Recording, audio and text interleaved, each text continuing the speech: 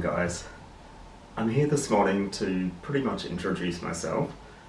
I have a lot of followers that would know me quite well, that have followed me on different accounts and kind of through my journey from when I was in Sydney up until where I am now, here in Hobart.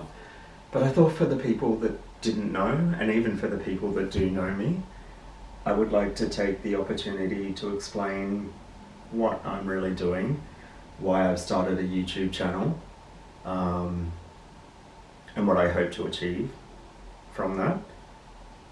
So my journey has always pretty much been a creative one. From the time I was a kid, I was a pretty quiet kid, pretty reserved. I kept to myself. I used to spend a lot of time drawing, doing artwork in my bedroom. I wasn't particularly sporty, so I kind of went down that path of, being a little bit more introverted and painting and drawing, as well as spending time with friends. But ultimately that was my safe place. That's where I always went back to.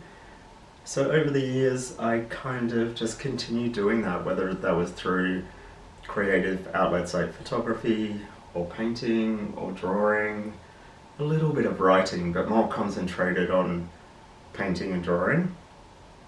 And photography I've always had an interest in.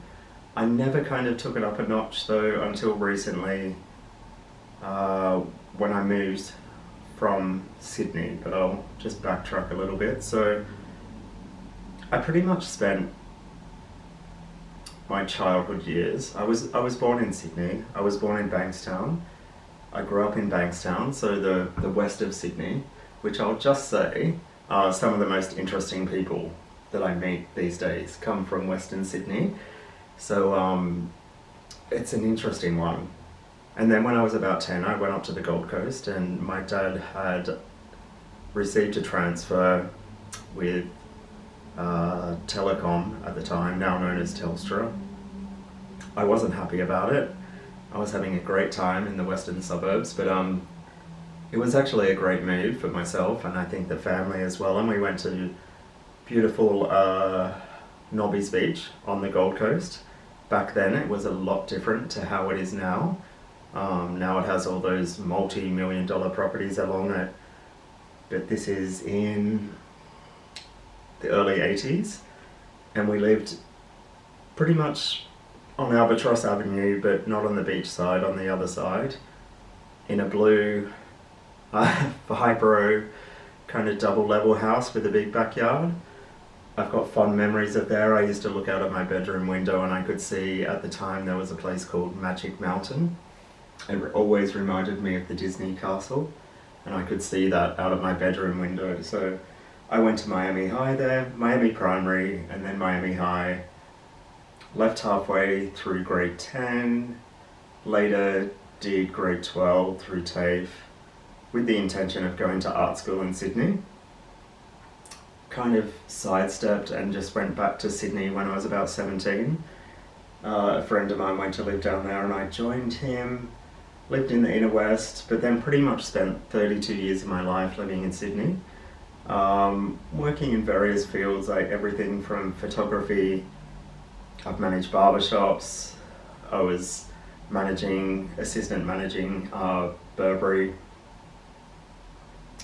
So all great experiences, Kodak Express. So there was always an element of fashion, photography, creative services. So I actually loved the barbershop. It gave me a great knowledge of fragrance and just that sort of service industry, which has given me an interest in, looking after yourself and I guess men's grooming.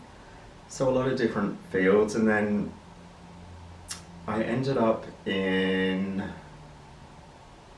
Country Road for a little bit, Calvin Klein, so again fashion, and then my last role there was at a place in Double Bay, which was a very high-end store run by a family selling very expensive things. So French Crystal by Baccarat and Lalique, Frette sheets from Italy, who Chris Hemsworth purchased through us. Aaron Lauder, Homewares. So I got to meet some really interesting people through that, and I'll always be thankful for that. I got some great contacts that I'm still in contact now, and I'm so pleased that I had the opportunity to meet them. But it got to the point where Sydney got very expensive very quickly. My rent went up very high, 40% higher with 3 weeks notice. And I just thought to myself, how much am I actually enjoying Sydney? How much am I enjoying living here, the friends that I have, the job that I'm doing?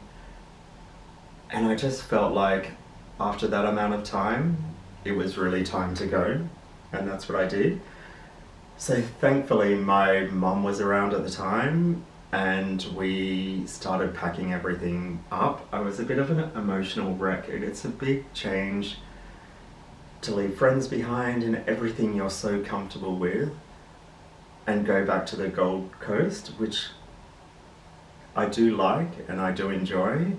I don't think it will ever be a long time home for me. I like the fitness aspect to it. I like that people are healthy. But it misses something for me. So during my time up there, I actually camped for a really long time. Lots of camping, lots of staying in hotels.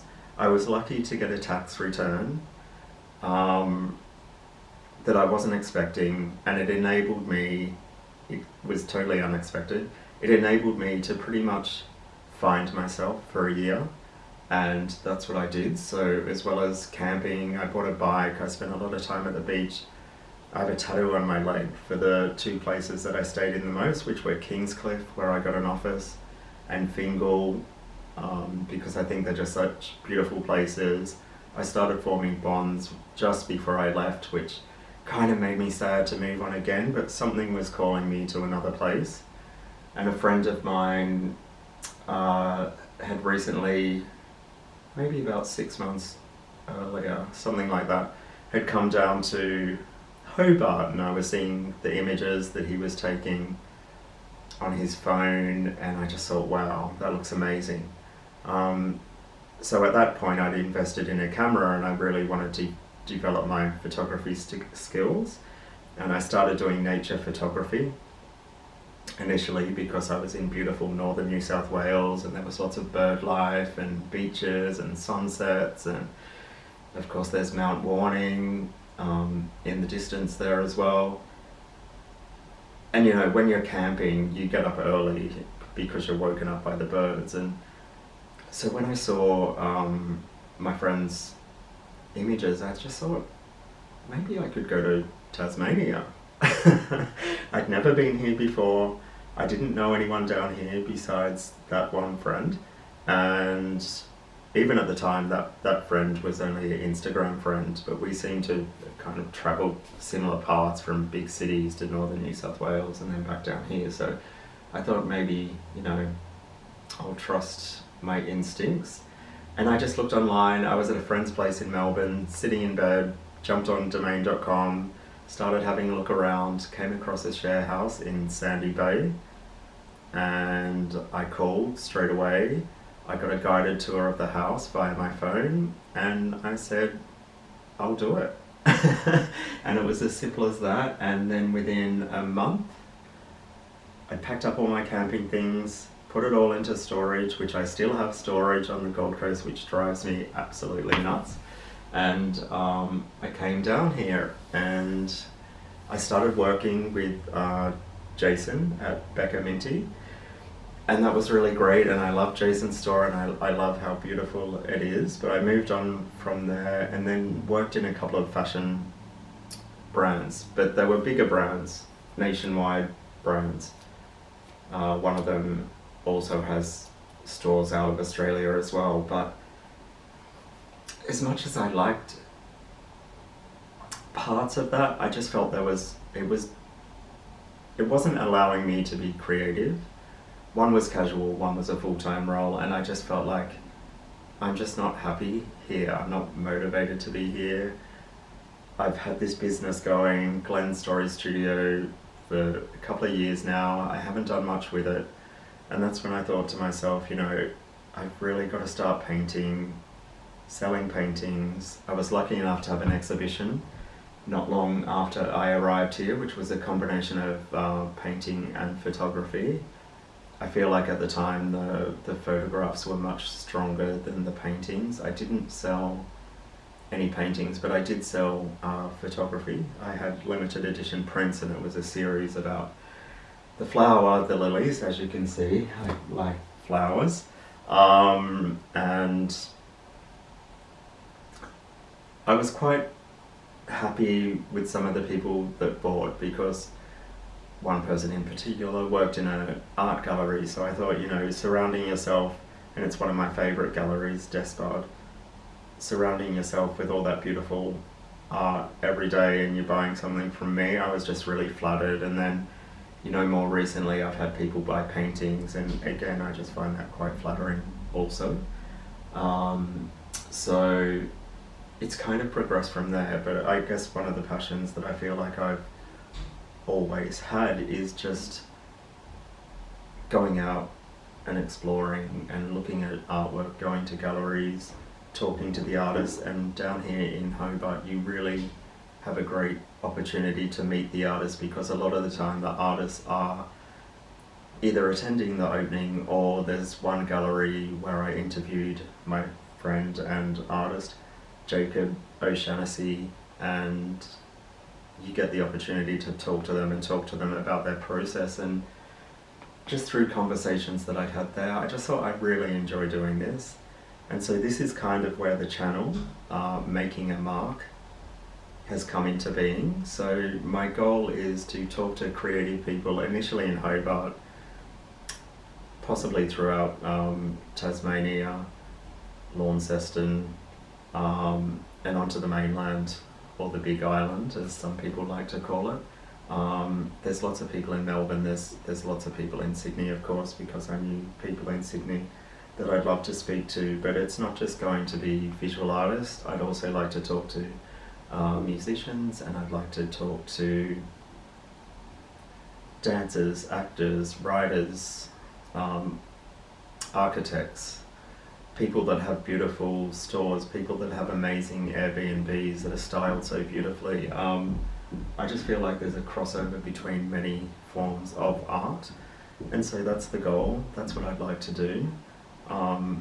So that was my introduction. So I hope that kind of clarifies to a lot of people that might look at my page and think, like, what is this guy all about? Because I guess because I like doing so many different things and have a passion for different forms of art, it can get a bit confusing on the page. And at this point I haven't done a website, but that's something that is definitely coming soon. But I just wanted to introduce myself, so I'd love you to follow me on my journey. I'd love you to search for me.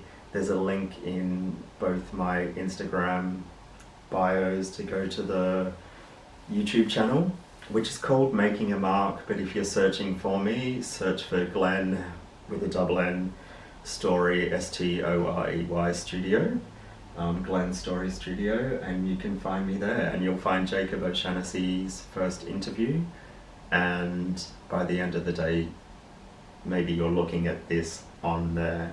But thank you so much, and I'm so appreciative of all the people that have kind of reached out and expressed interest. And I hope I can get to everyone, because I'm posting every Saturday, so it's going to be, maybe I'll have a couple of weeks off, but you know, let's just say there's going to be 48